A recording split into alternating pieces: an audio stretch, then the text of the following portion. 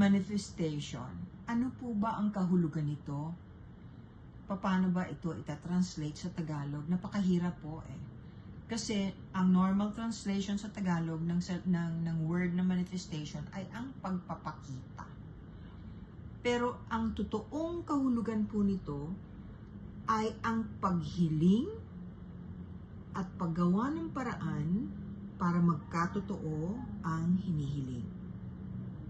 Yun po ang tamang translation sa Tagalog ng manifestation. Marami pong paraan ang paggawa nito. Magkakaiba. Marami ka pong mag-google o makikita sa YouTube na how to manifest. Ika nga, mga tutorial. Pero ang sasabihin ko po sa inyo, maitutulong ko sa inyo, ay ang pagpili ng panahon sa paggawa nito. Ano po, isa sa makakatulong ng higit pag gusto ninyo pong mag-manifest ng isang bagay na makabubuti naman po sa inyo at wala kayong iniisip na masama, ay ngayon pong Sabado, ngayong full moon. Ang tawag po rito ay pink moon. Portal din po ito. Napakahalaga. Nakakatulong sa marunong mag-manifest.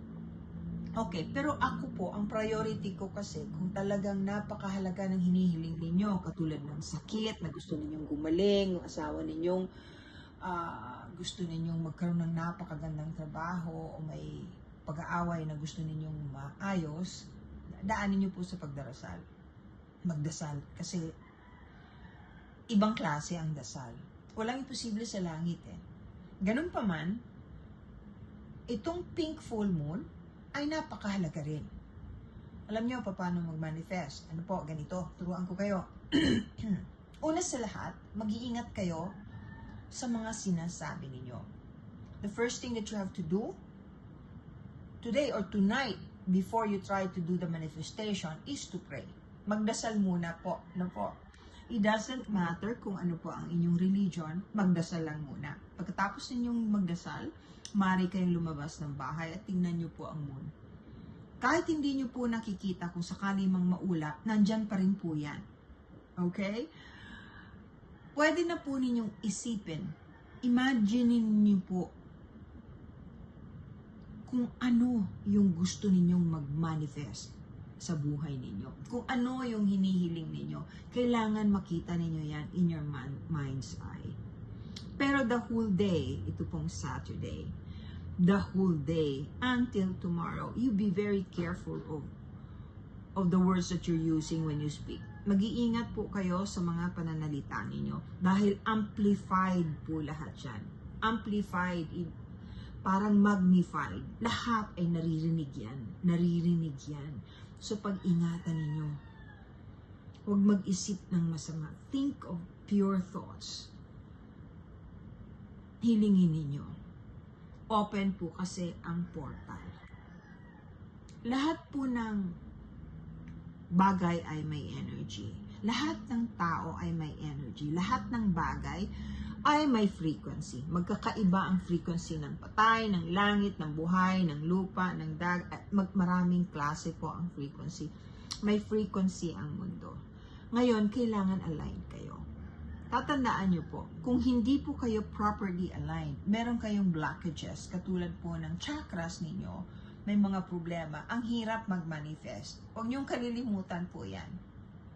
Isa sa mga reasons kung bakit kung minsan madalas may sakit, kung hindi man terminal, kasi hindi properly aligned ang inyong chakras. O may sakit ang isa sa chakra ninyo, hindi gumagana, hindi umaandar. Kailangan niyo pong tulungan. Kailangan niyo pong to find somebody who can help you fix that, because that's one way of helping your body get well. Our bodies, perfect po yan. Perfect na ginawa ng Diyos. Pero kailangan nating tulungan, alagaan, at gawing healthy. Ang mga chakras natin corresponds to our internal organs. Okay, pag-align po ang inyong chakra, mas madali pong mag-manifest. Ngayon, lahat po ng energy ninyo ay magre-reflect sa inyo. Ibig sabihin, kung pangit ang inyong enerhiya, yun din po ang maha-harvest ninyo. Kaya pag-iingatan ninyo. Ano po? Ako kasi, sa akin, walang imposible talaga pagka nagdadasal ka ng buong puso't kaluluwa. Titigasan mo lang talaga yung panga mo.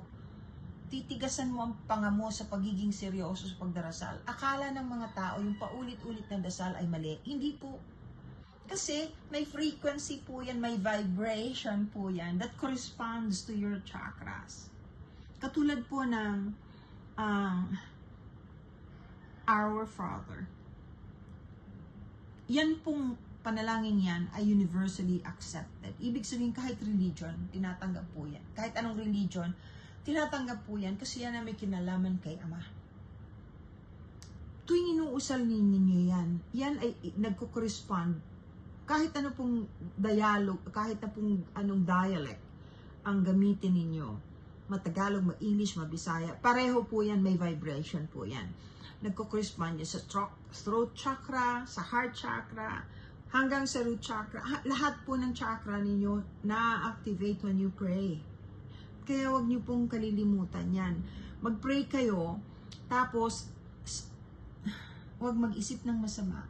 Kasi lahat ng pangit na enerhiyang nakikita ng buwan o ng pink moon ay ma-absorb niya at ang ibabalik sa'yo o ang ma-harvest mo ay negative din. So, mag-iingat po ng husto. Gawan nyo ng paraan. Kasi nakakatulong yung kung alam kung kailan magmamanifest.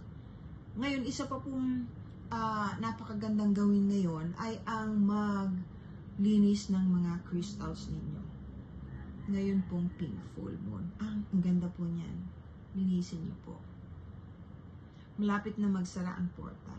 Hindi ko alam kung ang lahat ng nanonood ngayon ay naintindihan ng ibig kong sabihin. But there are a lot of people now who are awake. Gising na. Alam na. Mag-iingat kayong lahat. Baka po bukas po ng gabi by 9 p.m., 9 to 9:30 p.m. mag-live po ako. And you can ask me questions. Know that I pray for all of you. Lahat po ng humihiling sa akin ng dasal ay pinagdadasal ko. Know that I appreciate you. Ina-appreciate ko po ng husto ang panunood ninyo at pag-follow ninyo. Sana po mag-subscribe po kayo. Subscribe po kayo sa akin dito sa TikTok. Kasi may mga importante akong mga messages doon na wala dito sa ordinaryong posting ko ng videos. I love you all and God bless you all po. Happy Pink Full Moon.